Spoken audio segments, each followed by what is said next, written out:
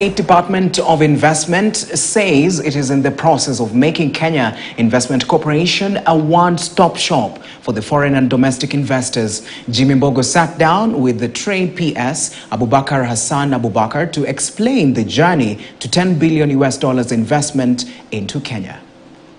One of the things that you are supposed to do as a State Department is to be able to raise about 10 billion in FDIs.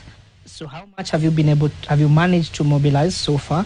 And as we look at the deficit, what is your investment strategy just to make sure that this money is being raised? If you look at the trend of FDI, the highest ever FDI we got in Kenya was in 2011, which was around 2.1 billion US dollars. And in 2017-18, we had around 1.1, and it has been dwindling like this.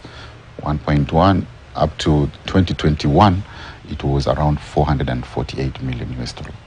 So we've made a decision to embrace FDI as an essential element in our national economic development agenda.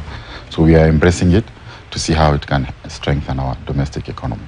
So we want to reverse that trend, and that's why we gave ourselves that target. It's a very challenging target, but it's a challenge that we are willing to take.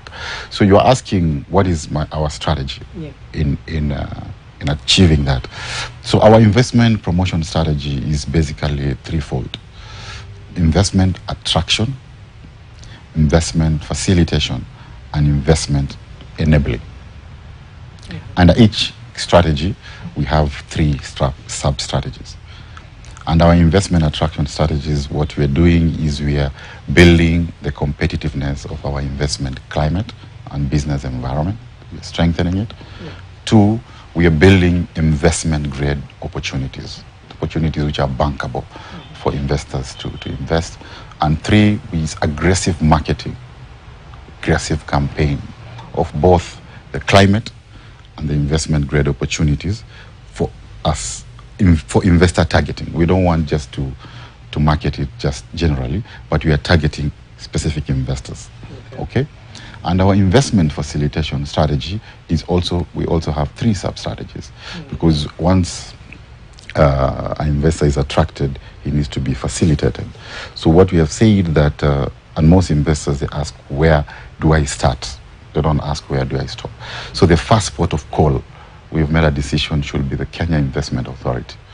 And there we have put structures we have changed it from a one-stop center to a one-stop center.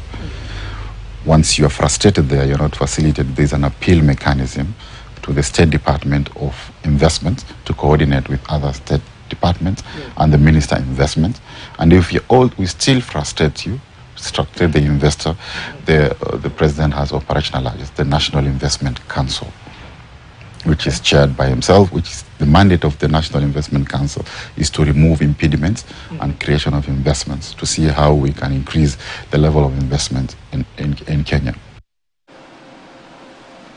Now, Kenya has ruled out issuing a new Eurobond to refinance the $2 billion Eurobond, which is about 296 Kenya shillings, that is maturing just 7 months away in June 2024, saying global credit market conditions are not conducive for that. Central Bank of Kenya Governor Kamal Thuge now says the government is instead seeking to build a war chest for repaying the loan by borrowing from multilateral lenders such as the World Bank, the International Monetary Fund, and regional lenders, including the African Export-Import Bank, which is Afrexim Bank.